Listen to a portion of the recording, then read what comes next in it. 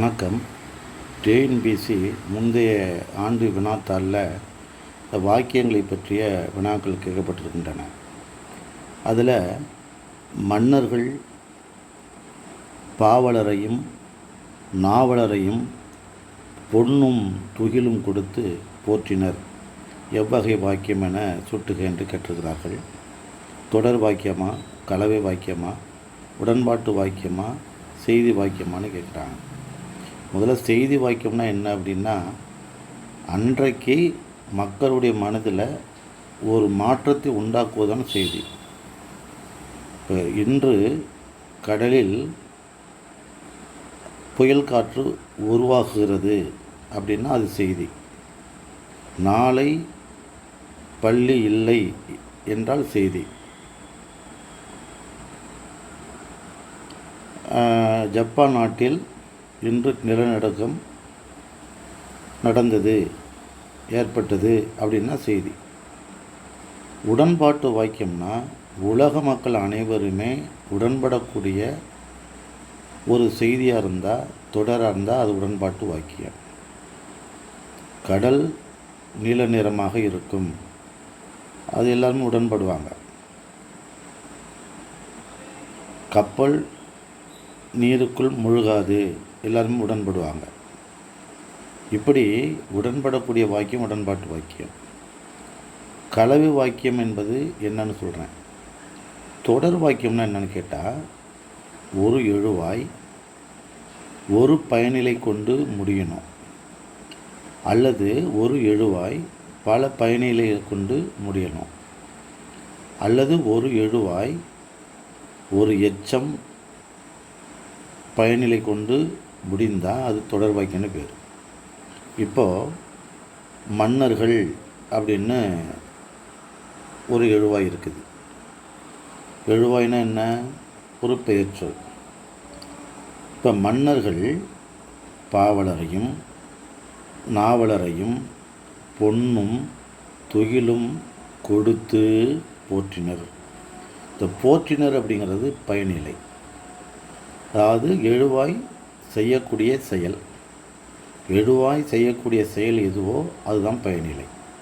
அப்போ மன்னர்கள் போற்றினர். மன்னர்கள் என்பது எழுவாய், போற்றினர் என்பது பயனிலை. அப்போ ஒரு எழுவாய் பயனிலை கொண்டு முடியுது. அடுத்து இந்த கொடுத்துங்கிற வார்த்தையை பாருங்கள். கொடுத்து அப்படின்னா எச்சம். ஏன்னா கொடுத்து போற்றினர். போற்றினர் என்பது ஒரு வினைமுற்று. வினைச்சொல் இந்த கொடுத்து என்ற வார்த்தைக்கு எஞ்சி நிற்பதனால கொடுத்து என்பது ஒரு வினையெச்சம். அப்போ ஒரு எச்சம். அப்போ இந்த வாக்கியத்தில் பார்த்தீங்கன்னா, மன்னர்கள் என்ற ஒரு எழுவாய் ஒரு பயனிலை கொண்டு முடியுது. கூடவே அதுக்கு முன்பாக எச்சமோ கொண்டு முடியுது. எச்சமும் இருக்கும், வினையெச்சமோ பேரெச்சமோ. அப்போ ஒரு எழுவாய் ஒரு பயனிலை கொண்டும் முடியலாம், பல பயனிலை கொண்டும் முடியலாம். ஒரு எழுவாய் எச்ச பொருளுடன் பயனிலை கொண்டு முடியலாம். அப்படி முடிந்தால் அது தொடர் வாக்கியம் என்ற அடிப்படையில் இது தொடர் வாக்கியம் என்பதுதான் அதனுடைய விடை. அடுத்து, நீருக்கு அழுத்தம் உண்டு. எவ்வகை வாக்கியம் என சுட்டுக அப்படின்னு கேட்குறாங்க. இல்லை, கட்டளை வாக்கியம் என்பது செய், வா, போ, நடி என்று கட்டளையாக சொல்வது. வினா வாக்கியம் என்பது கேள்வி கேட்பது.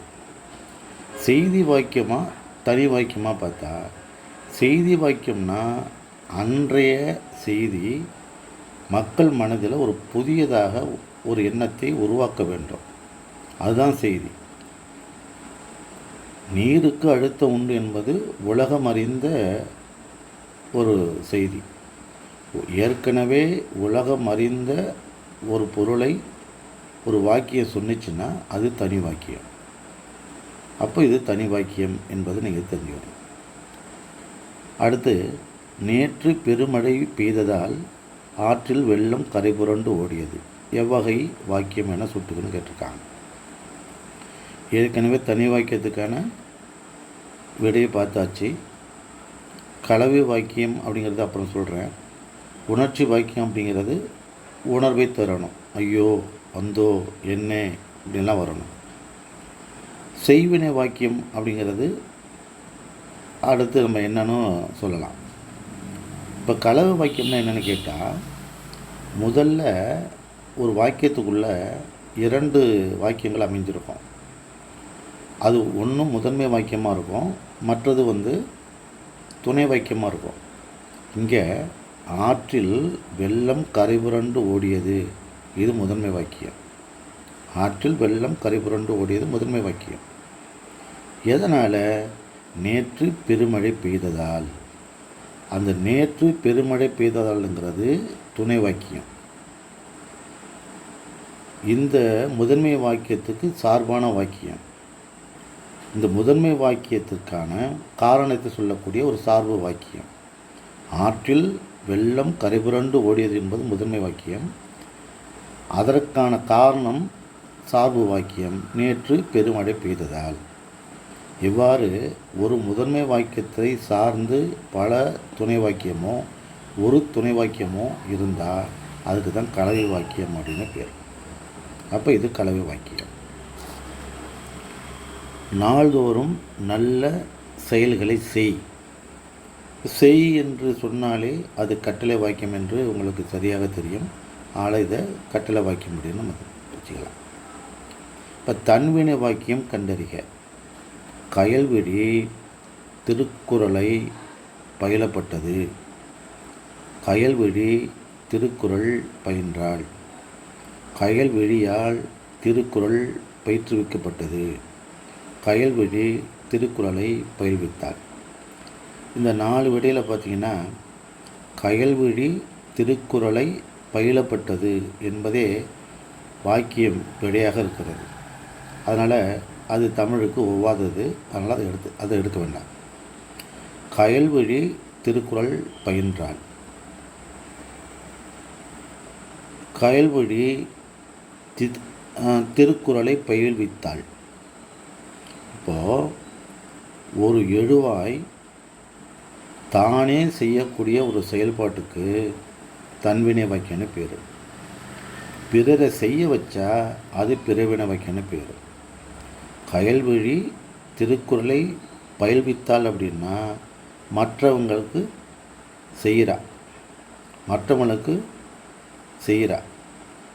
தானே செய்கிறது என்ன? கயல்விழி திருக்குறள் பயின்றாள். கயல்விழி திருக்குறளை பயில்வித்தாள் அப்படின்னா மற்றவர்களுக்கு செய்கிறார்.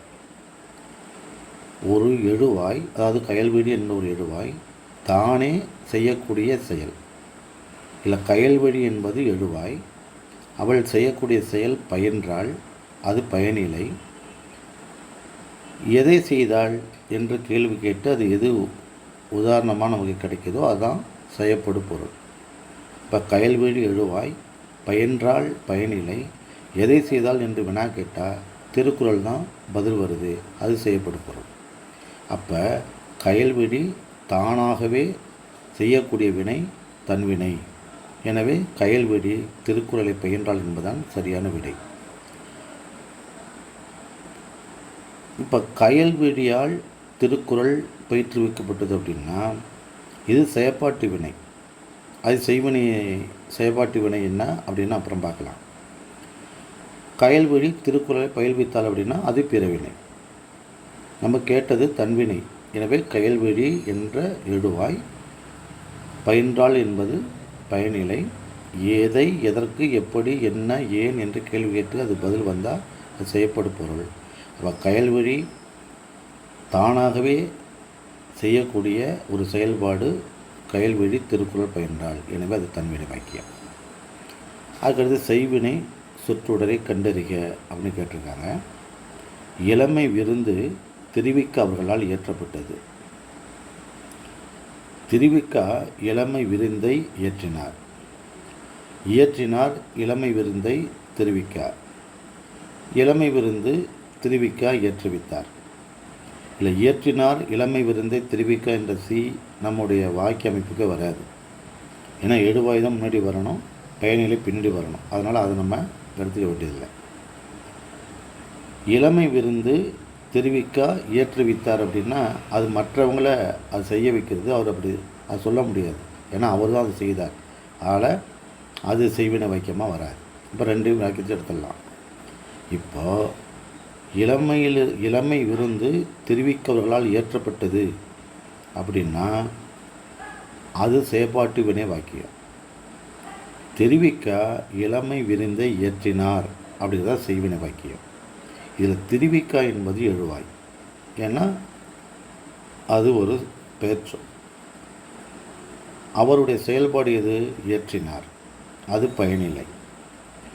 ஏன், எதற்கு, எப்படி, என்ன என்று கேள்வி கேட்டோம்னா எது பதில் வருது? இளமை விருந்து. அப்போ அது அது செயற்படு பொருள். அப்போ எழுவாய், செயற்படு பொருள், பயனிலை இந்த வரிசையில் இருந்துச்சுன்னா அதுதான் செய்வினை. இதில் இன்னொரு முக்கியமான என்னென்னா, செயற்படு பொருளுடைய இறுதியில் ஐ என்ற 2ஆம் வேற்றுமுருவு கட்டாயமாக செய்வினை தொடரில் இருக்கும். எழுவாய், செயற்படு பொருள், பயனிலை இந்த வரிசையில் தான் செய்வினை இருக்கும்.